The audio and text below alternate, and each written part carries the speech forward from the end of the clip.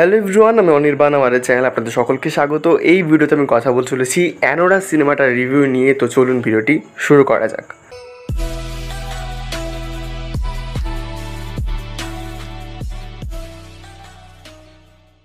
তো অ্যানোরা ছবিটা যেটা এবছর অস্কার জিতেছে, ডিরেক্ট করেছেন সিন বেকার এবং মুখ্য চরিত্র রয়েছেন মাইকি ম্যাডিসন। অন্যান্য চরিত্র রয়েছেন মার্ক এডেলস্টেন, ইউরা বরিসভ, কারেন কারাগুলিয়ান বা টম ম্যাসন। তো এই ছবিটার গল্পটা আমি যদি ছোট্ট করে বলি, এখানে একজন আমেরিকান স্ট্রিপার মেয়ের গল্প বলা হয়েছে, যার জীবনটা হঠাৎ করে পাল্টে যায় যখন তার লাইফে এন্ট্রি হয় 21 বছর বয়সী একটা ছেলে, মানে বড় বাপের বিগড়া ওলাদ ইভানের। তো তারপর তার জীবনে কী হয়, মানে এই মেয়েটির জীবনে কী হচ্ছে সেই নিয়ে ছবির গল্প। তো আমি যদি এক লাইনে এই সিনেমাটা রিভিউ করি তো বলবো যে এটা একটা ঠিকঠাক একবারই দেখার মতো ছবি। আর মেয়েদের অবশ্যই এই সিনেমাটা একবার হলেও দেখা উচিত। কেন, সেটা যারা আর কি মানে দেখেছে বা দেখবে তারা দেখলেই বুঝতে পারবে। তো আমি যদি এই ছবিটার ভালো মন্দ দিকে আসি, তো প্রথমত এই ছবিটা প্রত্যেকের পারফরমেন্সের উপর দাঁড়িয়ে আছে। আর প্রথম 40 মিনিট বেশ একটা ছিমছাম সাধারণ গল্পের মধ্যে দিয়ে যায়। মানে আমেরিকার বেশিরভাগ ছবিগুলো কিন্তু যেমন হয়, প্রথম 40 মিনিট ঠিক তেমনই। তারপরে আসল যে গল্পটা ঢোকে এবং সেখানে 20 মিনিট ধরে একটা ঘরের মধ্যেই সিন চলে। তো ওখান থেকে কিন্তু একটা বেশ মজা লাগে দেখতে।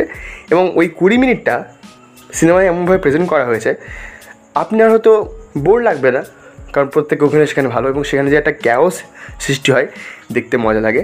কিন্তু একটা সময় গিয়ে মনে হবে যে এবার একটু বেশি টেনে ফেলছে।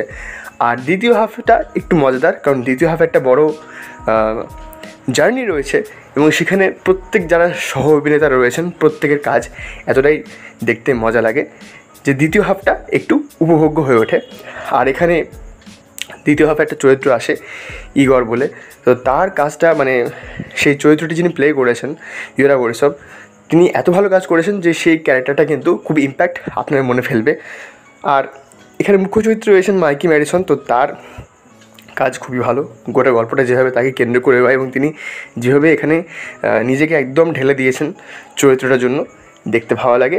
আর এইখানে ওই যে বড় লোকের বিগড়া হওয়া আলাদের কথা বললাম, অর্থাৎ ইভানের চরিত্র যিনি প্লে করেছেন মার্ক, তারও কাজটা দেখতে মজা লাগে।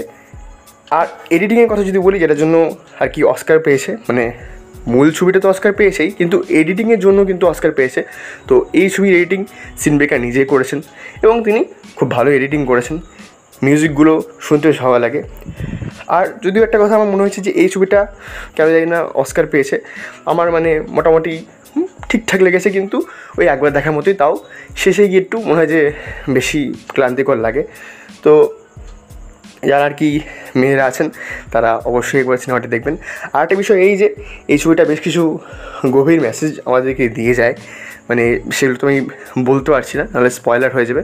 বাট আপনারা যখন সিনেমাটি দেখবেন তখন বুঝতে পারবেন যে এই যে বিয়ে জিনিসটা এটা আমাদের লাইফে কতটা ইম্পর্ট্যান্ট এবং সেখানে একটা ছোট্ট ভুল হলে কতটা খারাপ পরিস্থিতি সেখানে আসতে পারে। আর এই ছবিটা আপনারা জিও হটস্টারে পেয়ে যাবেন, সেখানে পুরো ইংলিশ এবং হিন্দি ল্যাঙ্গুয়েজও রয়েছে।